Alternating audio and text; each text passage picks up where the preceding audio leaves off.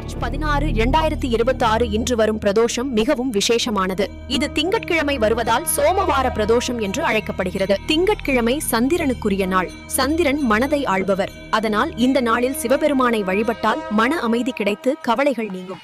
இந்த மனோகாரக பிரதோஷத்தில் சிவபெருமானை வழிபட்டால் மன அமைதி கிடைக்கும். தடைகள் நீங்கும், சந்திர தோஷம் நீங்கும், குடும்பத்தில் அமைதி மற்றும் சந்தோஷம் அதிகரிக்கும்.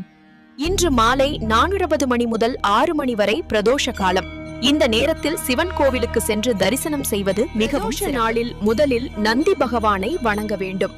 நந்தியின் கொம்புகளுக்கு இடையே சிவபெருமானை தரிசிப்பது மனோகாரக பிரதோஷத்தில் பச்சரிசி, வெல்லம், பசுபால் அல்லது இளநீர் கொண்டு அபிஷேகம் செய்யலாம். இது மனக்குழப்பங்களை நீக்கி அமைதியை தரும். கோவிலில் நெய் தீபம் அல்லது நல்லெண்ணெய் தீபம் ஏற்றி சிவபெருமானை வழிபட்டால் வீட்டில் வளமும் அமைதியும் நிலை. இந்த நாளில் இந்த 108 முறை மந்திரங்களை ஜபிப்பது மிகவும் சக்தி வாய்ந்தது.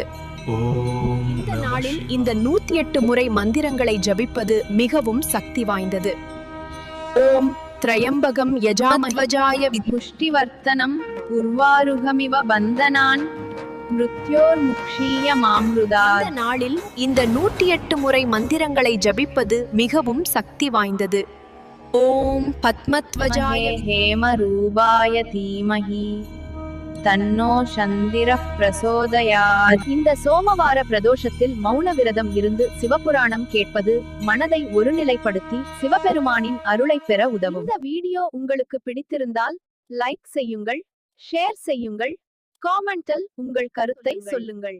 மேலும் இப்படி ஆன்மீக வீடியோக்களுக்கு என் சேனல் @vanithapaneer4636 ஐ சப்ஸ்கிரைப் செய்ய மறக்காதீர்கள். நன்றி.